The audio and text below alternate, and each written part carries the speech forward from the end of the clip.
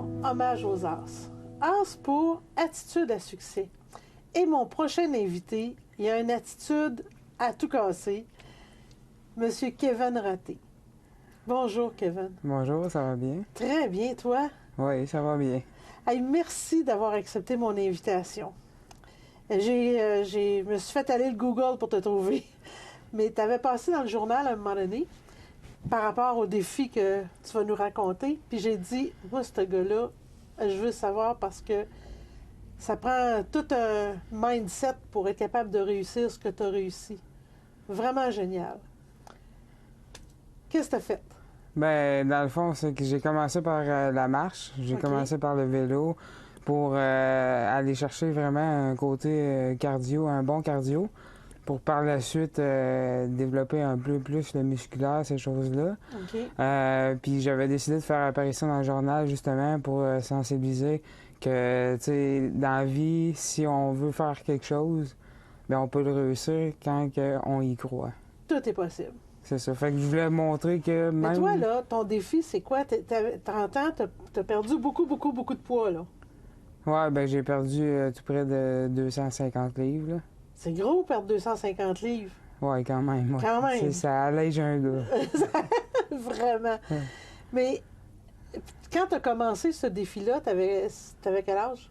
Ben dans le fond, j'ai commencé, j'avais 27 ans. OK. Ouais. Puis, à ce moment-là, est-ce que tu travaillais? C'était quoi ta vie à ce moment-là? Ben dans le fond, c'est que ce qui est arrivé, c'est qu'en fin 2014, j'ai été obligé d'arrêter de travailler justement parce que j'avais des problèmes de dos, j'avais des problèmes de genoux qui m'empêchaient de faire des journées, là, parce que, admettons, je m'assisais 5 minutes, je tenais les pieds enflés tellement que j'avais de la misère à me relever seul. OK. Fait que j'ai dû arrêter de travailler. Face à ça, ben là, le médecin a fait des démarches pour qu'on aille chercher, mettons, au niveau de la chirurgie, pour essayer de m'aider à perdre. Mais, tu sais, c'est pas la chirurgie qui fait le travail complet. Non. Mais, tu sais, c'est ça. Fait que là, on a fait les démarches pour enclencher ça parce que j'étais obèse. Ben, j'étais obèse depuis mon jeune âge. OK. Fait que dans le fond, ça aurait été plus dur de dire je pars de moi-même. Tu sais, il fallait qu'il y ait mais là, il y avait une petite aide. génétique aussi qui était là. C'est gros. Ouais, c'est ça. Il y avait une génétique, puis, tu sais, toute la famille, tu sais, une bonne partie de la famille en avait de l'embonpoint. Là. OK. Mais là, qu'est-ce qui fait qu'un gars, parce que ça se perd pas en une semaine, ça, là. Puis il reprend de la forme physique, l'entraînement, puis tout ça, ça se fait pas en une semaine non plus. Qu'est-ce qui fait que tu t'as persévéré? Qu'est-ce qui t'a motivé? Bien, dans le fond, la première source de motivation, ça a été mon médecin qui a dit « Je vais être en arrière de toi, puis on va y aller ensemble, puis on va partir, tu sais, on va partir ça ensemble. » Fait que moi, dès la première rencontre du médecin, j'ai tombé motivé, puis je me suis donné comme objectif de marcher au moins un 5 km par jour. Si c'est pas en continu, d'au moins atteindre 5 km dans ma journée. Parce que j'étais en arrêt, je faisais rien. Donc, pour moi, c'était une valorisation de dire « faut faire ton 5 km par jour ». Mais le 5 km par jour, parce que je me suis opéré au mois d'avril, mais de me rendre au mois de novembre jusqu'au mois d'avril, j'ai perdu 60 livres à faire que de la marche. Wow! Puis le médecin de l'opération a dit « ça va t'aider à te rétablir ». Puis effectivement, au lieu de me rétablir en 3 mois, je me suis rétabli en 1 mois et demi. Hey, quand même! Fait que la mise en forme, ça l'a fait tout un travail. Puis là, ben, en me réveillant de l'opération, je voyais que j'avais pas de... Parce qu'on entend tout le temps « Ah, ça a été dur, j'ai été malade. » Tu sais, on entend souvent des choses comme ça suite à l'opération. Toi, c'est quoi l'opération que tu as eue? Moi, c'est juste une restriction de l'estomac. Ils ont juste rapetissé l'estomac. Mais quand même, il y a des gens qui sont beaucoup malades, que c'est très douloureux après l'opération. Moi, tout s'est bien passé, là. J'ai même demandé de diminuer leur antidouleur et tout ça. Puis après, quand j'ai commencé à repartir, ben ça a été super bien. J'ai jamais rien qui m'a bloqué parce que j'ai tout respecté les choses qui étaient indiquées. Puis ça a tout bien reparti. Je pense que ça m'a aidé aussi au niveau de la motivation, de tout repartir sans avoir d'inconvénients en tant que tel. Là. Puis là, tu as continué ta mise en forme tout le temps? Ouais, c'est ça. Puis là, ben, à un certain moment, j'ai été approché, dans le fond, pour faire une conférence au Cégep, qui était en novembre 2015. On m'avait approché pour que j'aille parler de ma perte de poids, puis de combien mon parcours avait, à quoi ressemblait mon parcours. Puis suite à cette conférence-là, j'ai une propriétaire de gym qui est venue se joindre à moi, là, on a discuté ensemble, puis elle était prête à m'aider du côté musculaire, puis du côté de ce que je voulais faire. Okay. C'était de la course puis du vélo. OK. Parce que jusque-là, tu faisais de l'entraînement, vélo, marche, mais tu n'avais pas entrepris toute la partie musculaire de ton défi. Non. Ben, j'avais aucune connaissance au niveau entraînement. Fait que, moi, j'ai été selon ce qu'on entend, là, faire du vélo, faire de la marche. Fait que moi, j'ai développé mon cardio pendant ce temps-là. Mais là, au niveau du tonus musculaire, j'avais absolument rien. OK. Fait que, puis j'avais un dos qui était plus courbé dû à mon poids. OK. Fait que, donc, je devais faire un travail musculaire pour pouvoir redresser mon dos, pour que j'aie une meilleure posture, puis c'est une meilleure façon de marcher aussi. Mais tout ça, c'est un entraînement régulier, là? Ouais. Là, tu t'entraînes tous les jours? Ouais, ben j'essaye à tous les jours, mais tu sais, il faut quand même être raisonnable, tu sais, mais j'essaye à peu près 4 jours par semaine, là, d'entraînement, là, pour maintenir tout ça, là. Ah, mais ça demande. Est-ce que tu travailles? Ben oui, je travaille à travers, là, mais, tu sais, je veux dire, pour moi, l'entraînement, c'est maintenant, je le vois comme une récompense, parce que tout ce que je pouvais pas faire dans la vie, tout ce que j'étais bloqué, dû à mon poids, que maintenant, c'est plus quelque chose qui bloque, que je peux faire tellement de loisirs, que pour moi, l'entraînement, c'est un moyen de conserver ce que j'ai là, actuellement. Le bonheur que j'ai actuellement. C'est beau ce que tu dis. Fait que là, tu t'entraînes pour pouvoir maintenir ton bonheur puis ta qualité de vie. Ouais. Parce que, tu sais, dans ma situation à moi, je suis très conscient que si je fais pas attention ou si j'arrête complètement de faire tout ce que j'ai entrepris, c'est comme retourner à zéro. OK. Mais moi, je retournerai jamais à zéro. Parce que tout ce que j'ai acquis, tout ce que j'ai réussi à faire, c'est une fierté. Cette fierté-là, je peux pas la laisser tomber du jour au lendemain. Non, c'est sûr que... D'après toi, ça serait quoi ton attitude à succès? Quelle attitude tu as eue qui te permet de réussir à atteindre l'objectif que tu as atteint? Il y a de la persévérance. Ben, c'est sûr qu'il y a de la persévérance, mais il y a aussi le courage de foncer, puis d'avoir de l'audace aussi. Parce que dans certains défis, il y a des défis que des fois, je disais aux gens, je me suis fixé tel défi, puis on voyait des expressions faciales comme qui disaient il est fou. C'est comme quand j'avais dit cette année, j'ai 30 ans, donc je veux faire l'objectif de 30 courses cette année. Tous les gens m'ont regardé, puis c'est quasiment une par semaine. Ah oui, je vois une médaille que tu as avec toi.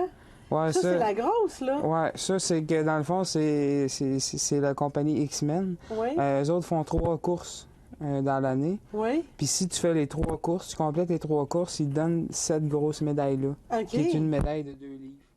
De 2 livres. Fait que ça, c'était une fierté. Je voulais aller la chercher. Parce que, tu sais, de plus en plus, il y a des courses que tu peux faire comme ils appellent ça une trifacta. Là. Oui. C'est 3 courses regroupées, là. Fait que, tu sais, ça a été ma première trifacta cette année. Puis je compte peut-être en faire d'autres dans les années qui suivent, là.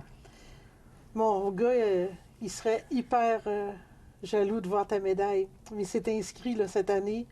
Il a acheté le forfait là, pour les 3 là, pour l'année prochaine. Pour la faire en 2019, c'est son objectif.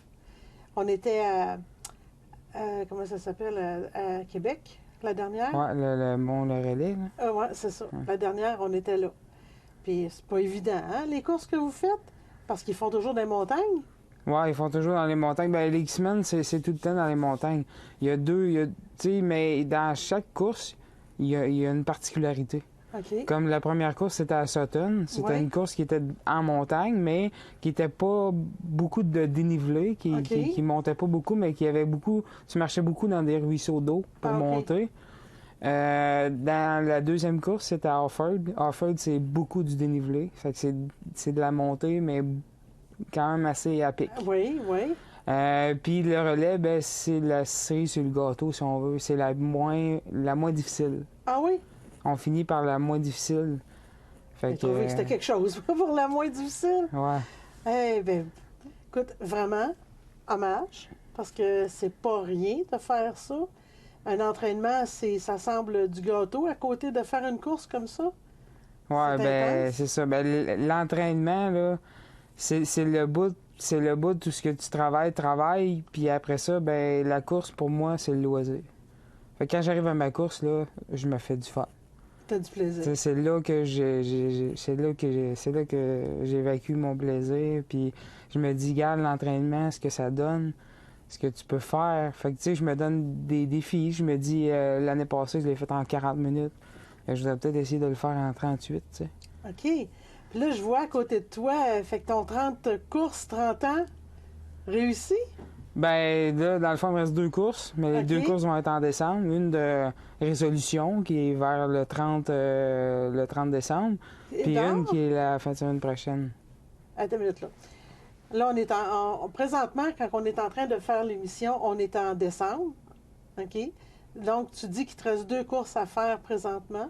Ouais. Ça veut dire que c'est des grosses courses à l'extérieur? Ouais, ben, c'est une course à pied. Ben, 2 courses à pied, dans le fond, qui sont sur l'asphalte, là, bien OK. sûr. Là. Mais va d'être à affronter les intempéries, là. C'est dépendant de la Fait température. que là, fais-nous branler ça, ce 28 de 30-là. C'est tout ça ici. Eh, wow! Bravo! Tu sais, il y en a des plus complexes, il y en a des plus simples, là, mais tu sais, c'est un gros volet, là. C'est un volet que j'ai fait... j'ai couru pour la skyrose en plaque. OK. 2 fois. Une d'été dans la boîte, puis une d'Halloween. OK. Puis là-dedans, c'est ça, il y a eu des causes. Ça, c'est les cadets qui ramassaient des fonds, que j'ai été porte-parole pour cette course-là. OK. Ils m'ont demandé, c'était à Saint-Lin-de-Laurentide. Puis c'est ça, ici, là, il y a plusieurs courses, là, ici, d'autres. Comme celle-là, c'était un 10 km, mais avec une poche de sable de 30 livres sur les épaules. Tout le long? À moitié parcours. Fait que 7 km avec une poche. Puis 7 autres kilomètres qui étaient... Ben non, pas 7 km, là. C'était 12 km, fait que c'est dans 6. Ouais, 6. 6. Avec une poche de 30 livres. Ben, on le faisait pendant 6 km avec une poche de 30 livres de sable. Puis le reste, on laissait tomber la poche, puis on continuait le reste du parcours. Tu devais sentir léger après avoir léché. Tu venais d'en Ouais. lâcher 250, fait Ouais. que tu te dis... tu te Mais quand même, on Ouais. perd l'habitude d'avoir un certain poids sur nous-mêmes. Oui. Puis quand j'ai réalisé 30 livres sur moi, ça m'a fait en sorte que je veux pas retourner plus haut que ça. Là, Non, hein? Tu sais, puis là, je me dis, 30 livres, moi, j'en avais 250 de plus. Fait que je me dis, c'est énorme, là. Parce que mon 30 livres, là, au bout du 6 km, là, j'étais content de le laisser tomber. Parce que j'étais brûlé. Tu sais, ouais, avec hein? le soleil, la chaleur, tout ça, ça me rappelait comment que je pouvais souffrir à d'être juste assis quand il faisait chaud comme ça. Je te trouve vraiment bon. Vraiment bon. Si tu regardes, mettons qu'on parle à nos jeunes ou même à moi, on a un surpoids. C'est quoi, tu penses, qui est l'élément déclencheur pour dire, OK, je me mets en action, puis là, je le perds? Ben, l'élément déclencheur, moi, ça n'a pas été compliqué. C'est le médecin qui m'a dit, t'es en obésité morbide. OK. Puis si tu fais rien, on ne sait pas combien de temps que tu peux vivre, là. Mais ça, là, ben, je comprends que c'est plus grave quand on arrive là, mais il y a bien des gens qui ont du surpoids, puis là, on fait attention, puis on perd le poids, mais on réussit pas à faire... Toi, ça fait 5 ans, là? Ouais. 14, on est en 2019, ça fait 5 ans. Le maintien de ça, c'est que la motivation de ton bien-être? Ben non, c'est sûr que, tu sais, je veux dire, j'ai des démons comme tous les gens, mais c'est de se focusser sur ce qu'on a accompli, puis de se dire si on veut vraiment, tu sais, si on veut vraiment laisser tomber ça. Tu sais, parce que c'est important de se donner des petits défis, mais en pleine quantité. Mais tous des petits défis, puis de peut-être les écrire aussi. OK. Pour qu'après ça, tu puisses relire ce petit livre-là. Fait que les moments qui sont durs dans l'alimentation, c'est dur, un moment émotionnel qui est dur, tu peux retourner voir ce petit livre-là, puis le consulter, puis te dire, Kim, j'ai tout accompli ça. Tu sais, je suis quelqu'un de bien, je suis quelqu'un de fort. Je vais être capable de passer cette période-là. Tu sais, des fois, c'est dans les petites choses qu'on peut aller chercher la motivation pour continuer. Je pense que tu viens de nous donner un beau secret. C'est pas un gros défi, c'est une tonne de petits défis réussis. Ouais. Parce qu'un gros défi, en bout de ligne, est décourageant. OK. Parce que si on dit, moi, j'ai accompli 10 défis, mais ces 10 défis-là, par exemple, ils ont pris 1 an à faire. Mais si tu dis, j'ai fait un défi, un gros défi, puis je l'ai atteint en 1 an et demi, lequel est le plus encourageant, tu sais? C'est les 10 défis. Oui. Même si c'est des petits, ça y va par le volume, tu sais. Un petit, plus ça s'ajoute finalement. Mais tu as de la fierté à chaque morceau, défi. à chaque défi. C'est ça. À chaque défi que tu coches, c'est un crochet de fierté de plus. T'as-tu encore des défis? Ben, là, j'ai eu de la misère à m'en fixer parce que, tu sais, souvent, dans une perte de poids, il y a le côté physique qui a été super bien, qui va encore super bien. Mais il y a le côté mental qui m'a rattrapé cette année. Donc, cette année, j'ai pas refixé de défi parce que, justement, j'étais concentré dans mon défi de 30. Puis, j'ai eu une année assez haute en émotions. J'ai dû mettre fin à des liens toxiques qui m'ont bouleversé énormément. OK. Fait que, tu sais, ça m'a fait éveiller certaines choses en moi. Puis c'est ça, j'ai eu de l'aide au niveau psychologique, j'en ai encore actuellement. OK. Mais ça, faut vraiment pas s'arrêter à ça. Parce que moi, j'ai dû prendre de la médication, ça fait prendre un peu de poids, mais faut pas se décourager face à ça. Faut se dire que c'est juste une chose de plus qu'on doit passer, un obstacle de plus, mais cet obstacle-là en vaut la peine pour justement garder le maintien. Parce que si j'aurais refusé d'avancer là-dedans, peut-être que ça m'a ramené à l'échec. Parce que éventuellement, mes tentations commençaient à être quasiment gagnantes, là, tu sais. OK. Parce que là, je me laissais emporter parce qu'émotionnellement, ça allait pas bien. OK. Fait que là, j'ai été chercher de l'aide pour justement pas à me rendre à l'échec, tu sais. Puis... Et ça, c'est grand de ta part de dire on a des hauts et des bas, puis à un moment donné, dans un défi qui est plus psychologique, on va chercher de l'aide parce qu'on veut pas retourner en arrière. C'est grand et ça demande beaucoup. Ça demande l'humilité que tu nous le partages, et j'apprécie, je suis remplie de gratitude que tu acceptes de nous le partager, mais je trouve que ça fait de toi un grand homme. Ben, c'est sûr que je t'avouerais que c'est pas facile de s'avouer comme ça, tu sais. Mm-hmm. Tu sais, d'avouer puis de recevoir le diagnostic, là. OK. C'est tout un choc. Ouais. Mais quand on prend un recul puis qu'on se dit, ben, Kevin, accepte-le. Mm-hmm. Accepte-le parce que si tu l'acceptes pas, tu vas jouer contre puis tu risques de perdre. OK. T'sais, parce qu'un problème psychologique, c'est quand même assez fort. T'sais. Ouais. Fait que si tu joues contre, ça sert absolument à rien. Non. Donc j'ai dit, on va baisser les armes, on va accepter ça, on va le prendre, puis on va aller chercher de l'aide, on va aller chercher d'autres outils. J'ai tous mes outils pour mon développement physique, mais j'ai pas d'outils pour mon développement mental. Sauf que là, avec cette aide-là, je vais aller les chercher. Fait que, tu sais, d'un sens, c'est pour aller chercher de la force, pour être plus fort. Puis, tu sais, être capable, tu sais, de dire quand j'ai un genou à terre, je suis capable de le relever, tu sais. Puis c'est ça la définition d'un grand homme. d'une grande personne. C'est pas comment on met un genou à terre, c'est comment on se relève. Puis ça, c'est, écoute, vraiment, je te rends hommage. Quand on parle de hommage aux as pour les attitudes à succès, ça, c'est des exemples extraordinaires d'attitudes à succès. Puis je te souhaite la meilleure des continuités, puis de réaliser vraiment tous tes rêves. Vraiment. Ben, merci. Je t'offre aujourd'hui cette belle plante-là, qui est un cactus.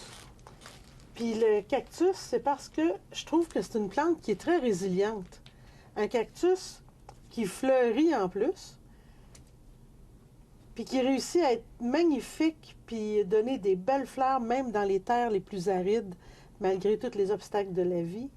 Je trouve que c'est une plante qui te ressemble aussi. Et ça me fait plaisir de te l'offrir. Un gros merci. Si tu avais un message à donner à nos jeunes, ça serait quoi? Ben, c'est ça de ne pas lâcher. T'sais, quand vous croyez à un projet, là, allez-y jusqu'au bout. T'sais, ça, c'est important. Même s'il y a des gens autour qui vont essayer de vous atteindre, tout ça, là, croyez en vous, puis ayez confiance en vous. Ça, c'est la première chose qu'il faut avoir. Puis laissez tomber les jugements, les choses autour, là.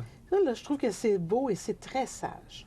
Mais dis-moi, est-ce que tu as acquis ça toute seule ou bien si tu as été inspiré par quelqu'un? Qu'est-ce qui a fait que tu as développé autant de sagesse?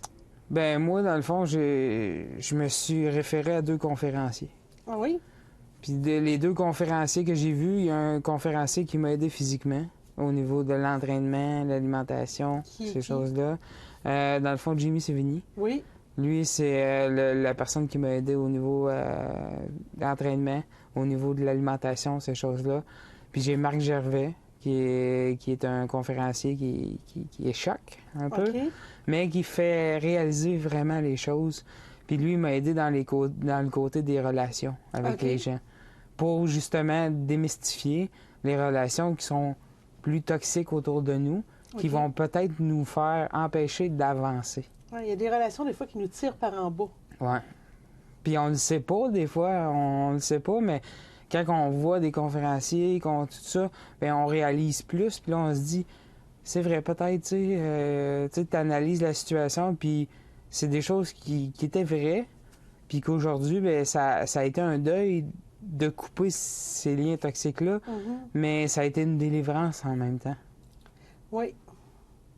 Ça, c'est grand ce que tu dis, mais ça prend beaucoup de courage d'être capable de mettre fin à des relations toxiques.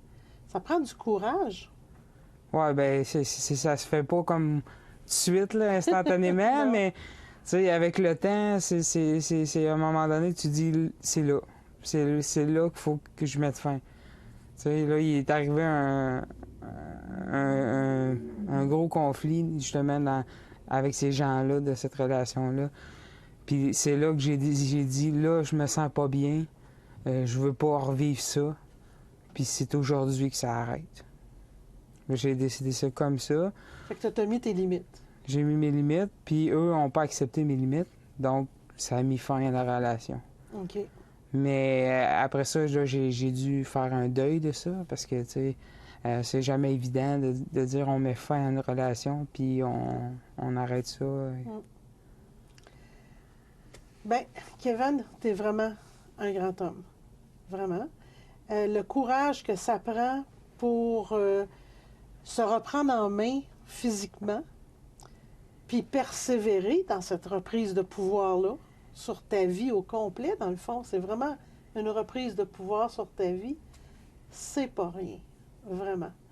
Et de nous parler des défis psychologiques que ça l'amène aussi, ben c'est une humilité, mais qui va faire bien du bien à des gens qui nous écoutent, qui vont écouter cette entrevue-là en se disant que tout est possible. Là, 28, on est rendu à 28 sur 30. Comment tu vas fêter ça, 30 sur 30?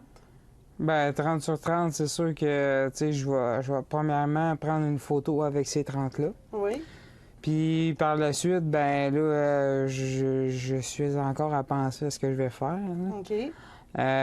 Mais c'est sûr que je voudrais peut-être éventuellement partir une conférence avec ces médailles-là, puis faire le tour, puis montrer que c'est possible quand on croit un projet, on peut l'emmener jusqu'au bout. Puis que c'est pas parce qu'on a une faiblesse physique ou on a une faiblesse mentale que les gros projets sont impossibles. J'adore ce que j'entends. Parce que souvent, on met sur table que les gens qui ont un problème psychologique sont plus faibles, ces choses-là, mais c'est pas vrai. Est-ce que tu me permets de te demander c'est quoi le diagnostic que tu as eu? Ben, le diagnostic que j'ai eu, moi, ça a été la bipolarité. OK. Puis ça se soigne, ça s'aide Ouais. avec la médication. On peut vraiment prendre le pouvoir sur sa vie, puis avoir une vie pleine, riche, complète, puis atteindre tous les objectifs du monde, là. Ouais. Ben moi, dans le fond, là, j'ai eu une discussion avec le médecin, puis le médecin me dit, ça t'empêche pas d'être quelqu'un. Tu sais, ça t'empêche pas d'être quelqu'un, tu sais. Pas du tout. Il y a des gens qui sont PDG de compagnie, tout ça. Exactement. Ils vont avoir des problèmes comme ça, mais il dit... Monsieur Pelado. Il dit soit que tu sais, quand c'est traité, c'est bien traité, Oui. tu mènes une vie comme tout le monde. Exactement. Il y a plein de premiers ministres, de gens de très grosses compagnies qui ont eu des problèmes avec des diagnostics et ça n'empêche pas. La preuve, c'est que j'ai devant moi un très grand homme. Vraiment. Je te rends hommage pour tes attitudes à succès. Puis ça m'a fait plaisir vraiment de te rencontrer puis de te connaître encore plus. Tu es vraiment à la hauteur de tout ce que j'avais entendu de toi. Puis je suis honorée que tu aies partagé avec moi aujourd'hui. Mais je te remercie de m'avoir invité à ton émission. Bien, ça me fait vraiment plaisir. Puis à la maison, je vous dis à la semaine prochaine.